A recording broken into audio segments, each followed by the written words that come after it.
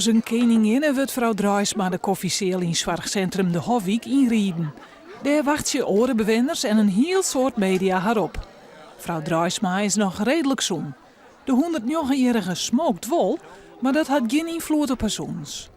Vroeger rookte ze wel eens een sigaretje, maar daarna is ze wel veel meer gaan roken, ja. Maar rookvlees vergaat niet, hè? Vrouw Draaisma sjocht en jet min, maar ze wel slucht op tuutje. Vooral burgemeester Kronen van Ljout valt in de smaak. Oh! Ben je niet meer weg, hè? Ik durf niet meer thuis te komen, mevrouw Draaisma. Het is zo kroepig. Ja, maar ik als haar even wekker maak, eens één op een ronde voorbij zit, even een praatje, nou eerst een tuut. Nou, dat is zo. Ik krijg een dikke tuut van mij erbij.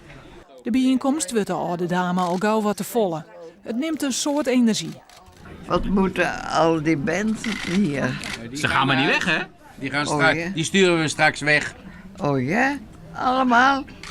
Ach, Dat is even wat te volle voor haar, dus we gaan haar nog even weer rommelutsen, even naar een aparte kamer, zitten een bakje koffie en even een gebak. En vanmiddag even wat rustig. Als we haar leeuwen maken, het ze gong voor de 100 zingen, dan komen we volgend jaar weer.